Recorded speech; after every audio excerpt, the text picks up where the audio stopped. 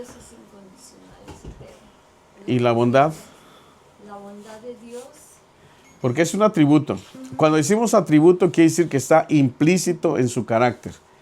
Que Él no lo aprendió, que Él está implícito, es implícito. Esa es su personalidad. Esas cosas Es lo que son... le llamamos nato, es nato.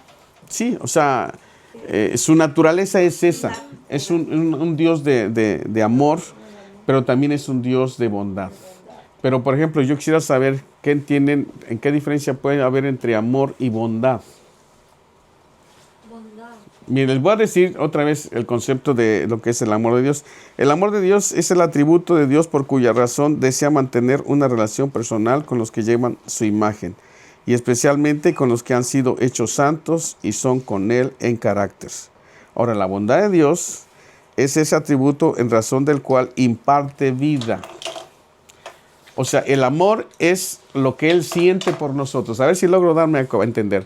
El amor es lo que Él siente por nosotros. Y la bondad de Dios es lo que Él hace por nosotros. ¿Sí se entiende? Sí. Amor es lo que Él siente. Y bondad es lo que Él hace. Ahora, este Dios del cual estamos hablando no es un Dios que solamente nos ama, sino que ese amor hace que sea bondadoso. Así es. Y al ser bondadoso, entonces no se queda de brazos cruzados cuando Él ve a alguien en desgracia. Entonces habla de su bondad. Entonces el amor y la bondad son atributos morales de Dios. O sea, eso es parte de su personalidad. Por eso cuando alguien no quiere, le habla uno de Cristo a esa persona o de Dios a esa persona, y él dice, no, yo me quedo aparte. Y vean qué tan pequeño es el concepto. ¿Qué tan pequeño es el concepto de las personas que no conocen a Dios cuando dicen, es que yo tengo religión? Pero nosotros podemos decir abiertamente, es que yo no te estoy hablando de religión. Exacto. Te estoy hablando de Dios, del Creador, de si es que crees que hay Dios. Porque a veces nosotros confundimos Dios y religión. Pero no es lo mismo, definitivamente. Dios es un ser que nunca ha sido visto por nadie, pero que Jesús, su Hijo, es la revelación de ese carácter de Dios. Por eso Jesús mismo dijo, a Dios nadie le ha visto jamás.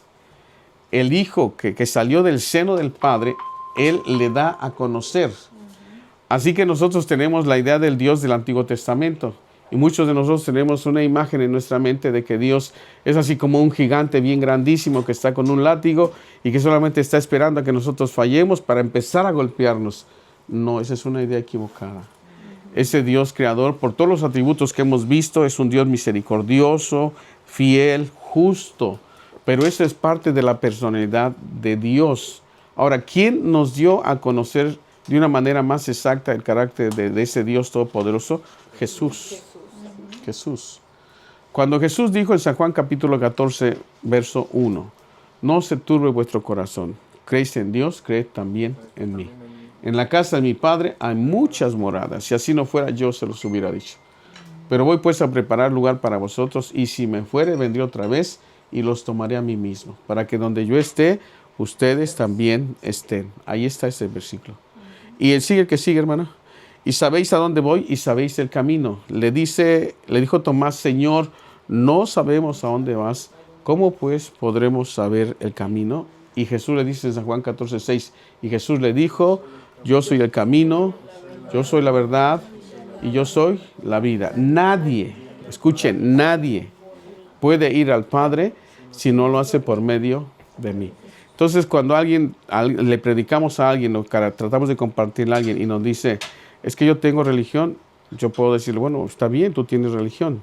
Yo no te estoy hablando de religión, te voy a hablar de una persona que vivió en este planeta, que caminó entre los hombres y que nos enseñó cosas que tienen que ver con nosotros y con lo que nosotros somos. Entonces, ese Dios se dio a conocer porque es un Dios de amor y es un Dios de bondad.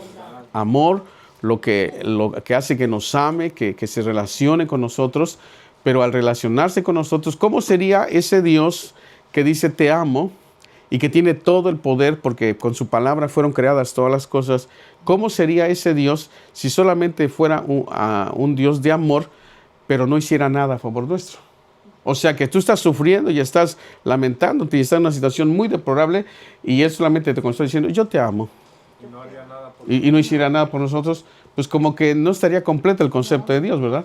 Entonces por eso, una de los atributos morales de Dios, el que es amor, pero también es bondad. Entonces amor es lo que siente, la pasión que Él siente por esas criaturas que somos nosotros y que Él creó. Él creó al hombre. En Génesis 1:26, la Biblia dice dice la Escritura, vamos a ver. Entonces dijo Dios, hagamos al hombre a nuestra imagen y conforme a nuestra semejanza.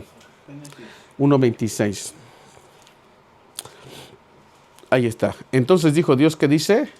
Hagamos al hombre a nuestra imagen y conforme a nuestra, y señoré en los peces del mar, en las aves de los cielos, en las bestias, en toda la tierra y en todo animal que se arrastra sobre la tierra. Esta es la declaración de que el hombre era el gobernante de todo lo que Dios había creado. Él era el administrador. Pero viene Satanás, lo engaña, le dice que si quieren ser como Dios, la mujer dice que sí, le da a su marido y entonces la tierra cae en maldición. Ahora, de eso se desprenden muchas cosas y lo más interesante de eso que se desprendía de ahí es que el hombre su espíritu humano quedó prácticamente anulado. Su espíritu humano. Porque Dios les había dicho que el día que comieran de ese fruto morirían. Y nosotros vemos que salieron caminando del Edén. O sea, cualquiera diría, pues es que no se murieron, no se cumplió la palabra de Dios, porque Él dijo que morían y no se murieron, salieron caminando. De hecho, los echaron. Ya no pueden estar aquí, vámonos para afuera. Pero en realidad su muerte fue espiritual, la parte del espíritu, porque nosotros tenemos espíritu, alma y cuerpo. 1 Tesalonicenses 4:23. Y el mismo Dios de paz os santifique por completo todo vuestro ser, espíritu, alma y cuerpo, que sean guardados irreprensibles hasta la venida de nuestro Señor Jesucristo. 23. Ajá.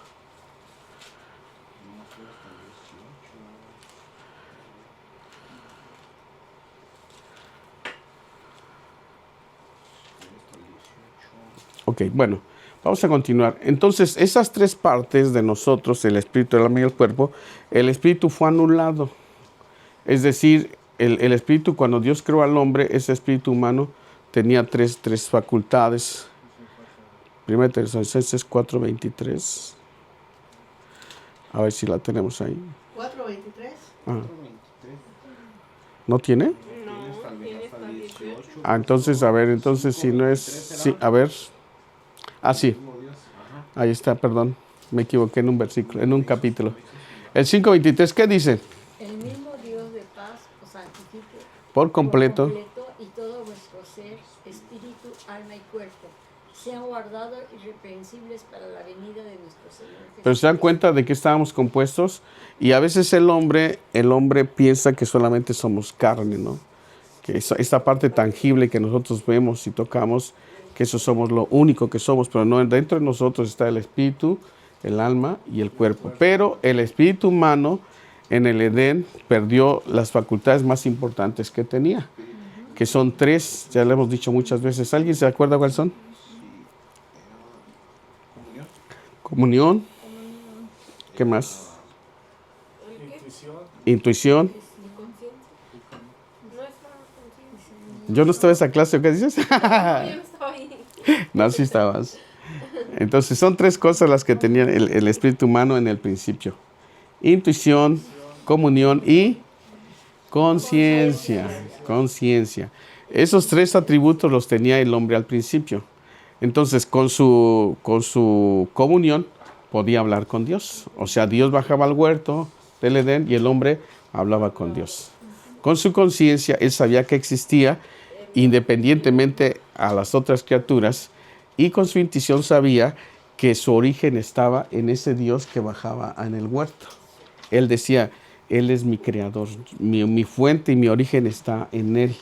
Entonces, al tener conciencia, comunión e intuición, el hombre no se espantaba de tratar. Ahora, no era el que bajaba al huerto del Edén, no era el Dios el Padre, sino era el ángel de Jehová, es decir, Jesucristo antes de que viniera a la tierra, porque Él siempre ha existido.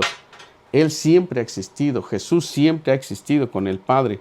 Por eso en el Evangelio de Juan 1:1 dice la Escritura, en el principio era el Verbo, y el Verbo era con Dios, y el Verbo era Dios. Todas las cosas por Él fueron hechas, y sin Él nada de lo que ha sido hecho fuese hecho. Ahí está, miren.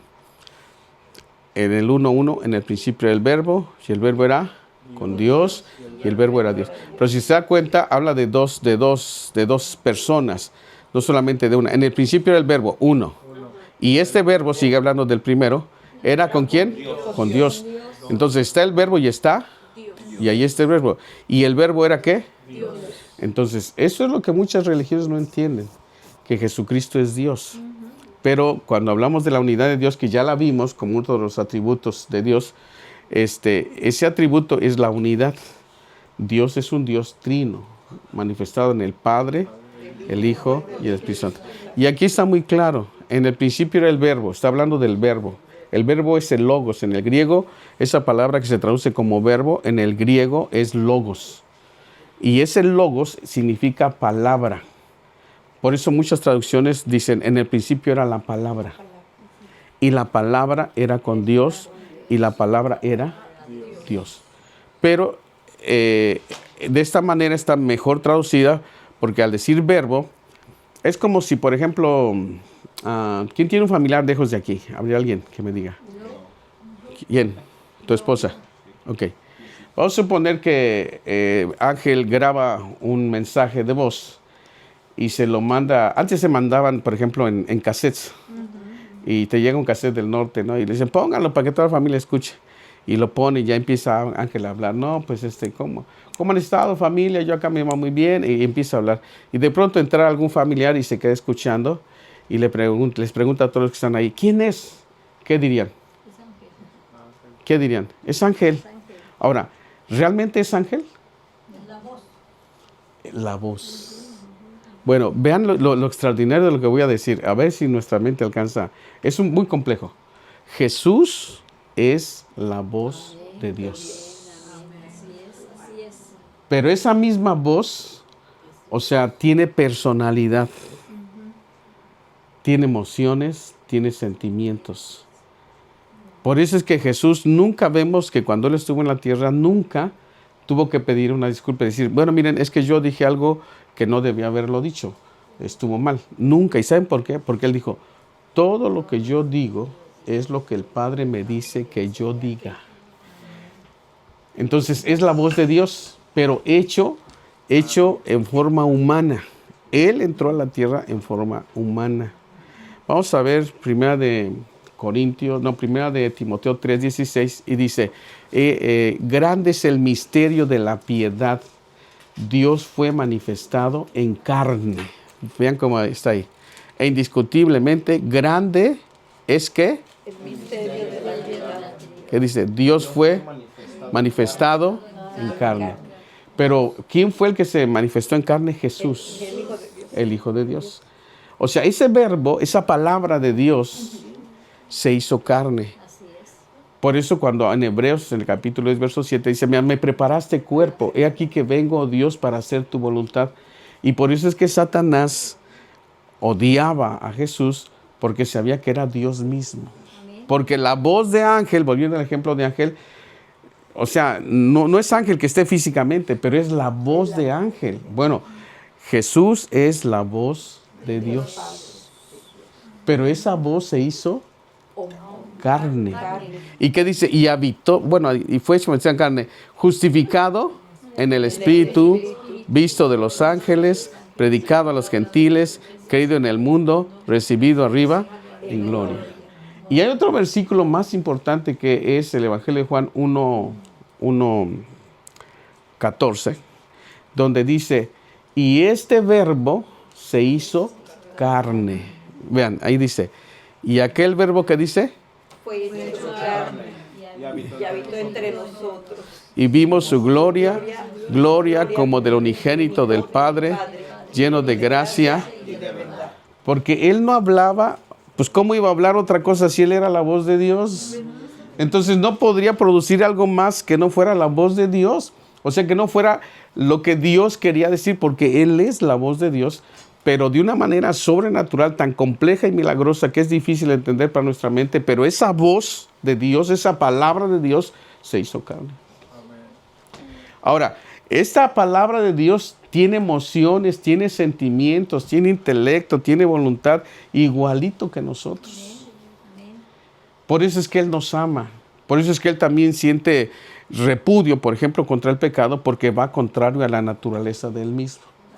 Entonces, cuando Él dice que es amoroso y que es bondadoso, Él ama a su creación. Ese Dios ama a su creación. Pero cuando ve la desgracia en la que cayó después del Edén, entonces Él con su bondad no se queda de brazos cruzados. Cuando alguien le invoca, entonces Él actúa. ¿Por qué? Porque es un Dios que en su carácter está implícito otro de sus atributos, que es la bondad. A través de su bondad es que Él interviene a favor de los que invocan su nombre y lo confiesan como Señor y Dios de sus vidas.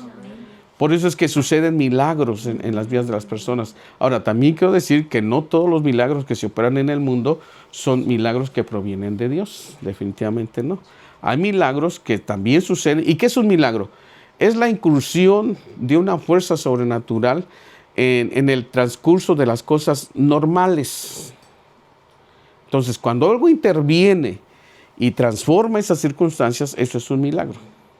Bueno, así como Dios se manifiesta por su bondad para hacer milagros, Satanás también se manifiesta con poder, pero para confundir y para engañar a los hombres. Y normalmente esto se opera en un ambiente sobrenatural que es el ocultismo, como el vudú, el espiritismo, la santería, la brujería, el satanismo. Todo eso también opera de una manera sobrenatural, en un ambiente sobrenatural, porque están en el mismo paralelo de Dios, solo que son fuerzas hostiles a Dios. Vamos a ver un pasaje chiquitito que es 2 de Tesalonicenses, capítulo 2, por ahí del verso 13, 8 por ahí. ¿Segunda? Sí. Ahí está el 8. Vean esto. Ahí está. Vean. Esto es lo que va a hacer el anticristo y de hecho siempre lo ha hecho con la humanidad para que muchos de ellos crean en estos fenómenos paranormales. Dice, entonces se manifestará aquel inicuo a quien el Señor matará con el espíritu de su boca y destruirá con el resplandor de su venida. Inicuo, cuyo advenimiento es ¿qué? Por obra de Satanás. ¿Cómo? Vean esto, con gran poder y señales y prodigios, ¿qué? Mentirosos. Porque, por ejemplo, hay personas, yo no sé si en su país, los que son de otro país aparte de México, hay personas que se dedican al ocultismo. Y dicen, no, pues es que es una enfermedad rara, ya fuimos con los médicos y no la encuentran, lo llevamos con un brujo. Y el brujo dice, oh sí, pero es porque están obrando fuerzas espirituales que son contrarias al reino de los cielos, y entonces comienzan a obrar, pero con gran poder y señales y prodigios mentirosos. Ahora, esto la persona lo cree y en lugar de salir hacia la verdad se hunde más. Ahora, ¿con qué propósito? Vean el propósito. El que sigue. Y con todo engaño de iniquidad, ¿para quiénes? Para los que se pierden. ¿Y por qué? Escuchen, porque no recibieron el amor de la verdad. Entonces, el antónimo de verdad, ¿cuál es el antónimo de la verdad? Mentira. Entonces, si ellos no recibieron el amor de la verdad para ser salvos, entonces van a recibir necesariamente la mentira. Si no fueron convencidos por la verdad, entonces es bien fácil que vayan a creer la mentira, porque sus vidas siempre estuvieron impregnadas de la mentira. Su misma religión era mentira. les hicieron creer cosas que no eran ciertas y ellos lo creen. Y entonces, como consecuencia, pues el adversario, que es el padre de la mentira, vean, San Juan 8:44, ahora ponlo allá. Sí, aquí dice, perdón, voy a leer la última vez, con todo engaño de iniquidad para los que se pierden por cuanto no recibieron la verdad para ser salvos. Por esto Dios les envió un poder engañoso. A ver, sigue. Por esto Dios les envía un poder, ¿qué? Engañoso. ¿Para qué? Que Que es la mentira. A fin de que sean condenados todos, vean, todos los que no creyeron a la verdad, sino que se complacieron ¿en qué? En la injusticia. O sea, este es el tiempo en que se está difundiendo la verdad. Pero hay personas que a pesar de que están escuchando la verdad, no la creen. ¿Y cuál es el impedimento? El impedimento es, normalmente la gente dice, es que yo tengo mi religión. Ese es el gran impedimento. Es que yo tengo mi religión. Y yo les he dicho, bueno, ¿cuál es tu religión? La que tienen mis padres. ¿Y qué profesan tus padres? Y ya me dicen, no, pues mis papás. En mi país, por lo menos, lo más lógico es que digan, somos católicos. Ok, le digo, vamos a suponer, vamos a ponernos en un estado de análisis. Tú dices, yo creo lo que creyeron mis padres. Y tus padres creyeron lo que creen tus abuelos. Y tus abuelos creyeron lo que creen tus, ¿qué? Tatarabuelos o bisabuelos. Y tus bisabuelos creyeron lo que creyeron tus tatarabuelos. Y si nos retrocedemos así en el tiempo, ¿en qué momento cambia de los dioses que tenían los dioses prehispánicos a lo que creyeron en una generación después? ¿En qué momento cambia? Cuando llegan los españoles. ¿Se dan cuenta? Entonces hubo una revolución, pero esa fue una colonización, y las colonizaciones de una nación hacia otra no son pacíficas, son con violencia, y les imponen sus creencias a la fuerza. Entonces te das cuenta que en 1530 y qué, bueno, cuando llegó la colonia, en 1500 y tanto, ellos creían otra cosa. Y si somos honestos, creían, por ejemplo, en Centroamérica, en los dioses paganos como Tlaloc, Huitzilopochtli, todos estos dioses. Todos esos dioses. Y sin embargo, llegan los españoles y ¡pum! A punta de golpes, de violencia, dicen, eso no lo vas a creer, o tú vas a creer esto. Pero todo eso, tanto uno como lo otro, es religión. Jesús no es religión, Jesús es una persona. Esa persona habló y dijo cosas que nos competen a nosotros. O sea, que tienen que ver contigo y conmigo, con nuestra forma de vida. Y es ahí donde nosotros descubrimos a Dios, no como religión, sino como un ser que realmente existe, y como que aquel que lo representó en la tierra es como Jesús, el Cristo, y él habló acerca de que Dios amó tanto al hombre que envió a su Hijo para que muriera por nosotros en la cruz del Calvario. Entonces, todo eso lo estamos hablando porque estamos hablando del atributo de la bondad de Dios. Entonces, cuando él vio que la humanidad está perdida, ahora sí, San Juan 8:44, entonces la religión normalmente está basada en mentira, porque Satanás es el padre de la mentira. Entonces, el diablo sabe que los seres humanos fuimos creados con la necesidad de adorar. Entonces él dice, tienes deseos de adorar, ok, ¿por qué no adoras esto? Mira, esto se ve bien, este es tu Dios. Y si somos honestos, vamos a cualquier nación del mundo y tienen sus dioses. Unos de una forma. Por ejemplo, en México, la guadalupana, la morenita le decimos. En China está la chinita, en África la negrita. Cada quien se acopla a su cultura, pero en realidad son cosas hechas por manos de hombres. Y vean aquí quién es el que hace todas esas mentiras. Vosotros sois, ¿qué dice? De vuestro padre el diablo. Y los deseos de vuestro padre queréis hacer. Él ha sido homicida desde el principio y no ha permanecido en la verdad, porque no hay verdad en él. Cuando habla mentira, de suyo habla. ¿Por qué? Porque es mentiroso. Padre de mentira. O sea, él inventó las mentiras. Antes de que él empezara a decir cosas que no eran ciertas, nunca en el cielo se habían escuchado mentiras. Él fue el que inventó ese concepto de decir calumnia. La mentira es una calumnia, es decir algo de alguien que no es cierto. Él comenzó, y por eso dice la Biblia, con estas calumnias logró conquistar a la tercera parte de los ángeles del cielo. La tercera parte de los ángeles del cielo le creyeron que efectivamente lo que este ser decía era cierto y que Dios era un Dios injusto que estaba sentado en el trono y que dominaba de una manera injusta. Entonces él sale con la bandera de que yo los voy a rescatar de este Dios injusto y yo, si ustedes se ponen bajo mis órdenes, yo les prometo algo mejor de lo que tienen ahora. Y la tercera parte se viene con él. Entonces, cuando el hombre es plantado en la tierra, él ya estaba allí. Porque el juicio de Lucifer en el eterno pasado ya había sucedido. Entonces, cuando Dios pone a la nueva generación en Adán, Satanás ya estaba aquí. Pero como un ángel caído.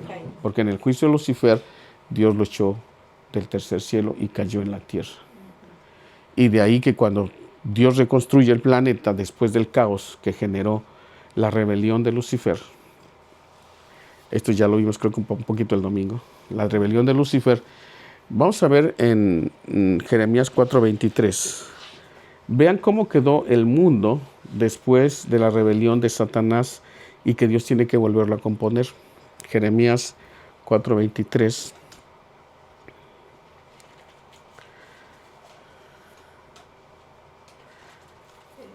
Jeremías. No, perdón, hermano. Jeremías.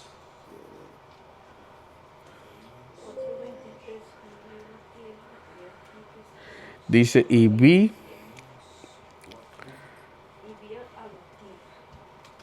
Ver, ¿qué dice? Miré a la tierra y aquí que estaba asolada y vacía, y a los ángeles del cielo, y los había, no había en ellos luz. Siga. Miré a los montes y he aquí que temblaban, y todos los collados fueron destruidos. Y miré y no había hombre, y todas las aves del cielo se habían ido.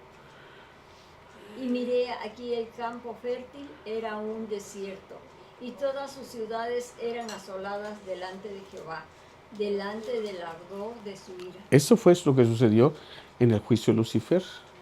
Entonces, de hecho, la generación que vivimos de Adán para acá solamente tiene 6,000 años. Por eso había mucha contradicción entre la ciencia y la teología, porque decían, nuestro planeta no tiene 6,000 años. Y la prueba está con los dinosaurios. Ahí está la prueba arqueológica de que la Tierra no tiene 6,000 años. Y ustedes, los que creen en Dios, dicen que de Adán para acá, y si sacan las cuentas son 6,000 años, entonces la Tierra no tiene esa fecha. Entonces decían que esto era una fábula, pero no tiene una explicación. En el juicio de Lucifer ya había un mundo, y inclusive Satanás era el que gobernaba. Él era el que gobernaba el planeta. Entonces, cuando él se revela, lo lanzan. Yo no sé si usted sepa que la historia que ese fue supuestamente un meteorito que cayó en Yucatán. Pues ese fue Lucifer. Físicamente impactó la Tierra y con él vine todo el cataclismo de la destrucción de esa generación donde estaban los dinosaurios y todos esos animales. Entonces, esta parte habla de eso que sucedió allí. Entonces, cuando ponen al hombre una nueva creación, ahora, en Isaías 45:18 se nos explica bien que Dios volvió a reconstruir la tierra. ¿Es así como se acabaron los dinosaurios? Sí. Vean cómo en el Isaías 45:18 se nos dice cómo es que Dios tuvo que reconstruir otra vez la tierra. ¿Qué dice? Porque así dijo Jehová, que creó los cielos. Él es Dios, el que formó la tierra, el que la hizo y la compuso. Vean, el que la hizo, Y la compuso. ahí primero dice el que la hizo, ahí podemos poner un punto, pero luego dice, y la compuso. Ahora, Dios no hace cosas descompuestas, Dios hace algo y lo termina, pero ¿por qué tuvo que componerla? Por el juicio que vino con Lucifer. Y la compuso, y luego dice, ¿qué dice? No la creó en vano, para que fuese habitada la creó. Yo soy Jehová y no hay otro.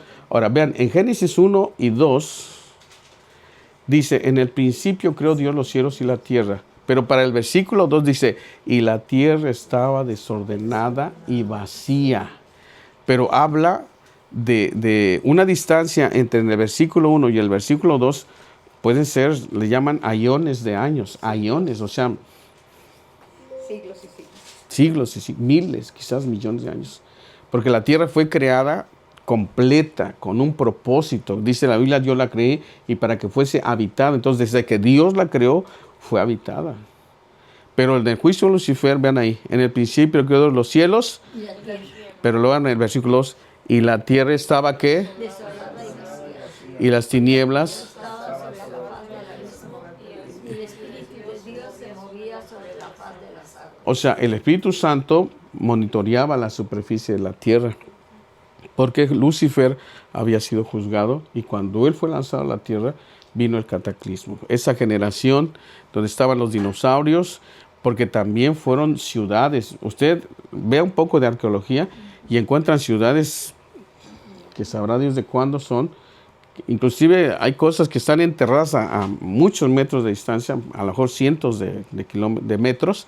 Y dicen, ¿cómo llegó esto? ¿En qué momento? En el fondo del mar encontraron. Cosas que no se explica uno, porque bueno, esta es la explicación. Una generación preadámica donde Satanás gobernaba, él era el que gobernaba la tierra, tenía derecho sobre la tierra como gobernador.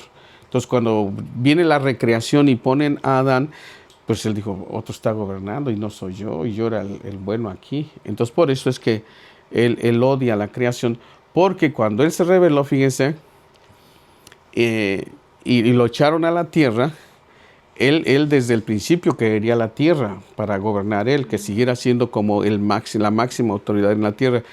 Y cuando él se revela, pues él quiere adoración. Él desea adoración, quiere ser adorado. Y entonces ahí es cuando la iglesia surge por la obra de Jesucristo y la iglesia no adora a Satanás. Entonces somos contrarios.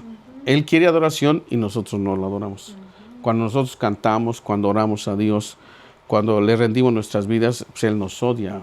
Porque mientras haya un elemento que no lo adore, entonces aunque todo lo demás lo adore, Él se siente incómodo. Porque es como un aguijón, la iglesia es como un aguijón que le recuerda, tú no eres el que merece la adoración, el que merece la adoración es Dios. Entonces Él se enfada y viene en contra de la iglesia. Por eso cuando la iglesia surge, 1 Corintios 15, 16, 13, Mateo 16, 13, cuando surge la iglesia y que Dios dice, sobre esta roca le dice a Pedro, voy a edificar mi iglesia, también dice, y las puertas del Hades no van a prevalecer. Sigue, ahí viene a la Cesarea de Filipo, les pregunta a sus discípulos, él pregunta de quién es Jesús, el Cristo, siga. Y les dijo, ¿ustedes quién deciden que soy yo? Y le dice, respondió Simón Pedro, tú eres el Cristo, el Hijo del Dios viviente. ¿Y qué le responde Jesús? Bienaventurado eres Simón, hijo de Jonás, no te lo reveló carne ni sangre, sino mi Padre que está en los cielos. Y yo también te digo que tú eres Pedro, y sobre esta roca, ¿qué? Edificaré mi iglesia. ¿Y qué va a suceder? Y las puertas del Hades. O sea, cuando esta iglesia surja, el infierno se va a levantar en contra de ¿Por qué? Porque Satanás quería adoración. Entonces los cristianos ya no lo adoramos. Antes lo adorábamos. Con nuestra forma de ser, con nuestra forma de pensar, con nuestras acciones, indirectamente, consciente o inconsciente, pero lo adorábamos. Mentiras, pleitos, celos, iras, contiendas, herejías, borracheras, envidias, homicidios, todo eso le da la gloria a Él.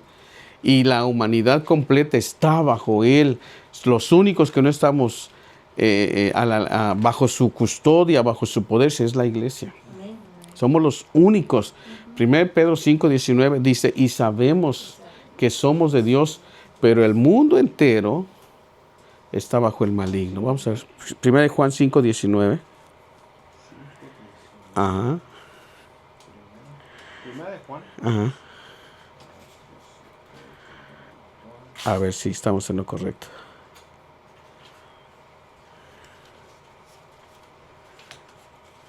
Aquí, no, te pasaste. Uno antes. ¿Cómo dice? Ah, caray. Este es 5:18. ¿El 5:19 cuál es? Sabemos de Dios y el mundo Que entero. somos de Dios. Somos de Dios y el mundo entero está bajo el maligno. Escuchen eso. O sea, los únicos que se libran de no estar bajo el maligno son los que somos de Dios. Y por eso hay tanta controversia en nuestras familias, en nuestras parejas, con nuestros hijos, porque aún nuestros hijos, si ellos no alcanzan a conocer a Jesús, están bajo el maldito. Está. Tengo una pregunta. Ok, me quedé pensando en que cuando Dios arrojó a Satanás a la tierra, se terminó la era de los dinosaurios. Ahora, hoy viene Dios en la venida de Cristo, en esta vez. Y cuando ya regresemos a la tierra, va a ser otra vez la tierra. Pero va a ser la tierra linda, hermosa, o va a haber corrupción también.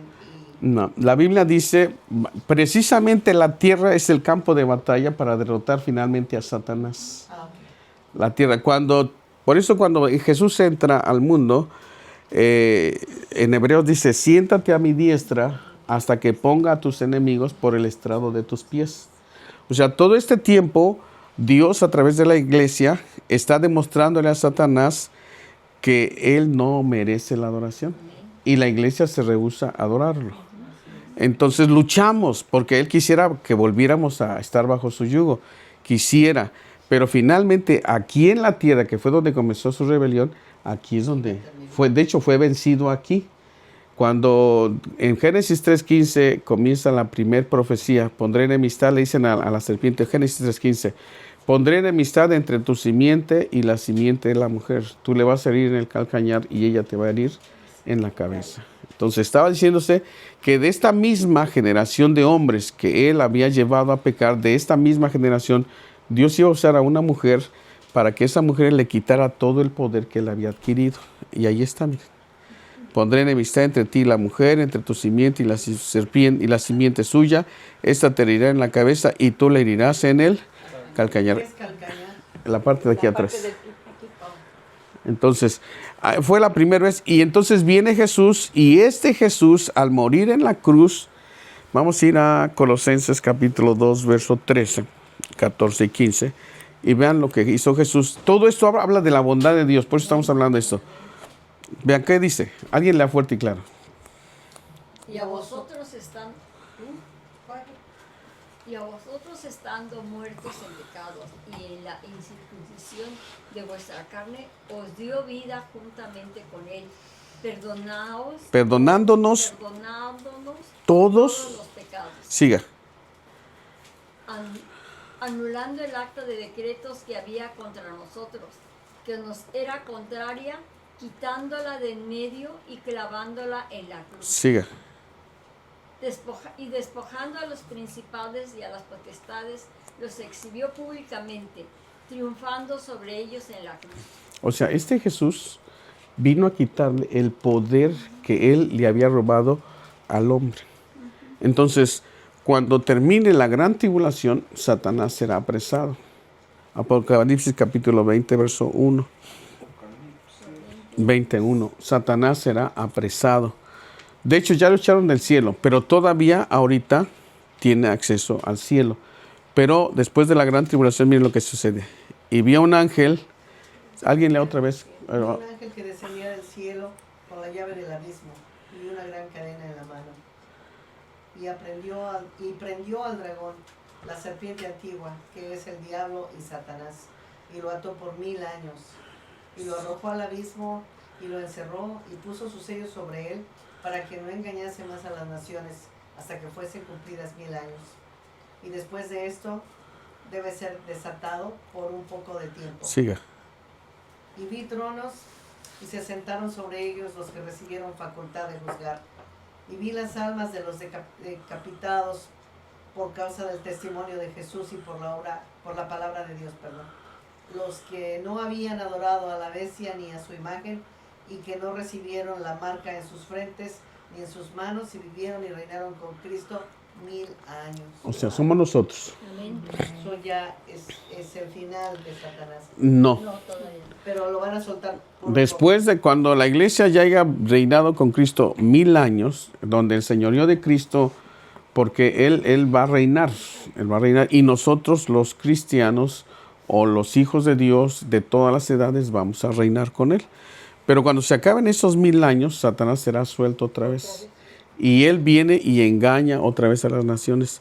A esa guerra se le llama, es la última guerra ahora sí, La guerra de Gog y Magog. La guerra de Armagedón se da 1000 años antes, cuando termina, Jesús viene con, ahora sí, la segunda venida, nosotros venimos con él, se da la batalla de Armagedón y Dios, Jesús destruye todos los ejércitos del mundo que están sitiando a Israel y entonces apresan al falso profeta y al anticristo y los echan al lago de fuego, pero Satanás solamente lo atan. Él no cae al lago de fuego, solamente el falso profeta y el anticristo. ¿La guerra de qué dijeron?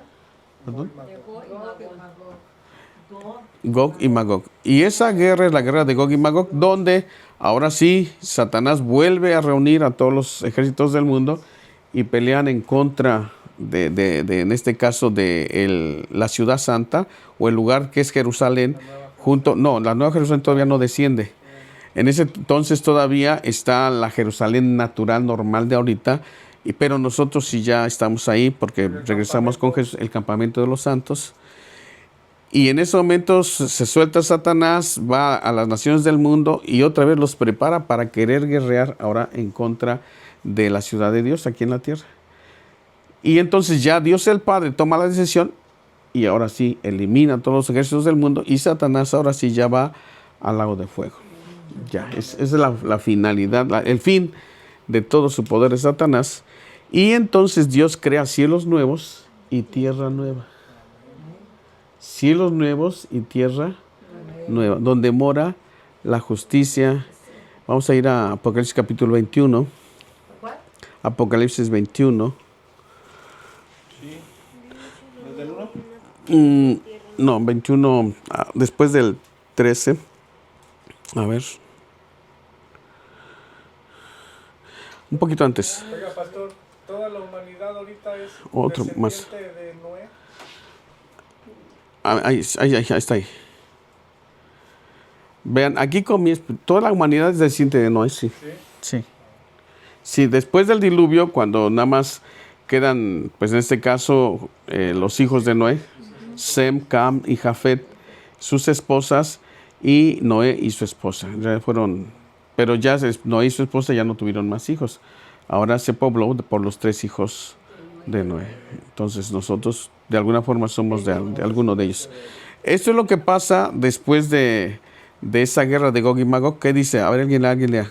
Y me llevó en el espíritu a un monte grande y alto, y me mostró la gran ciudad santa de Jerusalén, que descendía del cielo de Dios. Ajá. Teniendo la gloria de Dios, y su fulgor era semejante al de una piedra preciosísima, como piedra de jaspe, diáfana como el cristal. Tenía un muro grande y alto, con 12 puertas, y en las puertas 12 ángeles, y nombres inscritos, que son los de las 12 tribus de los hijos de Israel. Wow. Al oriente 3 puertas, al norte 3 puertas, al sur 3 puertas, al occidente 3 puertas. Y el muro de la ciudad tenía 12 cimientos, y sobre ellos las 12 nombres de las 12 apóstoles del Cordero. El que hablaba conmigo tenía una caña de medir de oro, para medir la ciudad, sus puertas y sus muros. La ciudad se halla establecida en cuadro, y su longitud es igual a su anchura. Y él midió la ciudad con la caña. 12,000 estadios, la longitud, la altura y la anchura de ella son iguales. En medidas actuales son 2,200 kilómetros.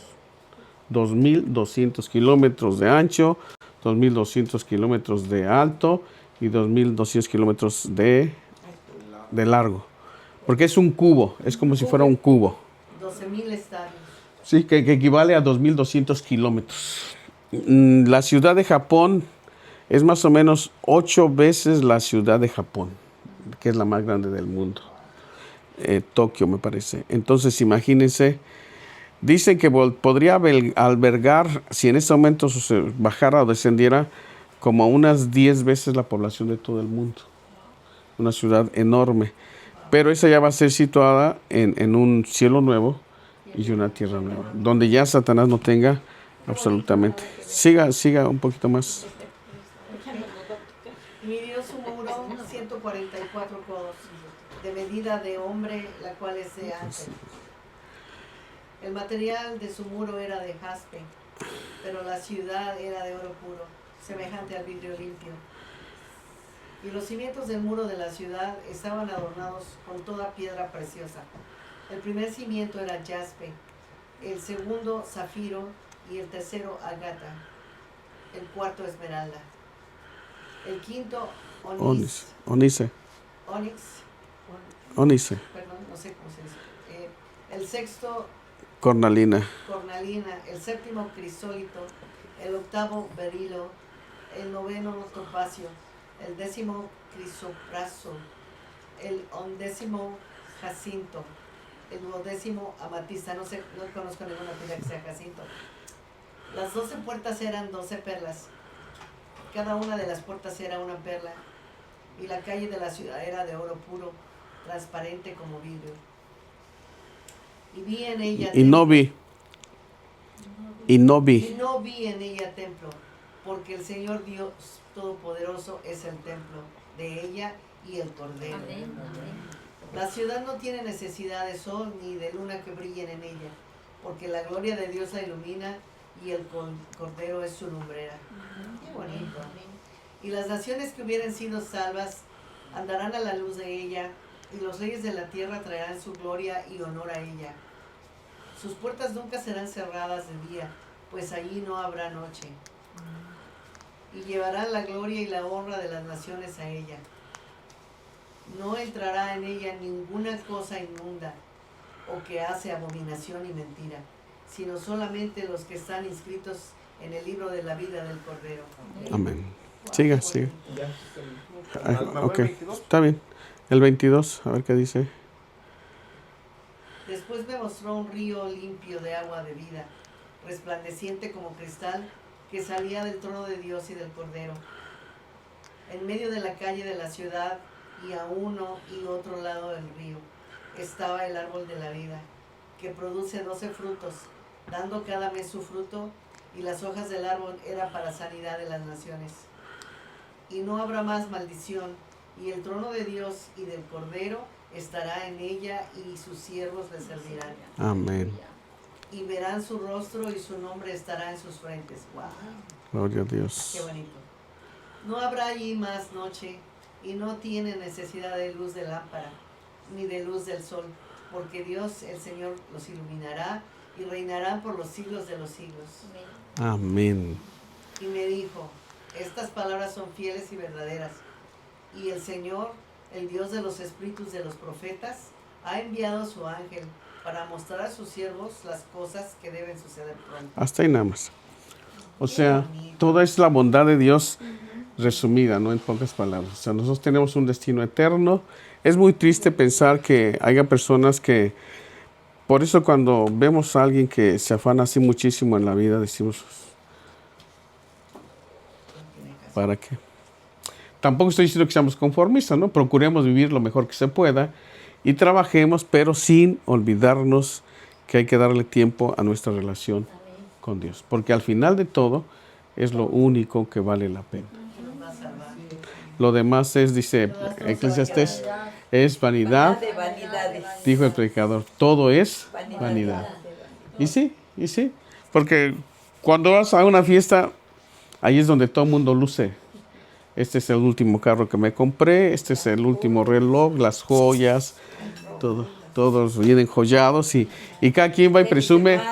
Miren, hombre, traje unos zapatos, son de piel de qué, lo más fino. Lo más fino, lo más Piel de pescado. De tiburón. de cocodrilo, de pescado, no sé, Le pregunto a él porque él hacía zapatos, entonces sabe lo que es mejor. de elefante, Unas de de elefante, jirafa. Pero lo caro, más caro, más caro. De Más anguila, caro ¿no? ahorita el Anguila, ¿cómo se llama elefante. la? Unos zapatos de elefante, unas botas de elefante. Y ahí va, ¿no? Más caro. ¿Cómo cuánto cuestan unas botas de elefante? La orejita, Unos 35,000 pesos. 35,000 pesos, ¿eh? Unas botas de piel de elefante. Y pues el que llega y con sus botas de elefante, ¿qué le dicen todos? Ay, no manches, mi carrito vale eso y tú lo traes en tus botas. y cada quien lo admira, ¿no? Y le dice, wow, cuánto éxito has tenido. Eres lo máximo, cuando se gana quiero ser como tú. Y todo el mundo aspira, pero al final todo es vanidad. Vanidad de vanidades. Que Dios nos ayude. Creo que nos ayuda un poquitito del tema, pero Hablamos de la bondad de Dios. Amén. Dios les bendiga, hermanos. Wow, hicimos Vamos. solamente algo, un subject, la bondad de Dios. Amén, la bondad de Dios. La bondad de Dios. Ok, Dios les bendiga. Vamos a orar, hermanos.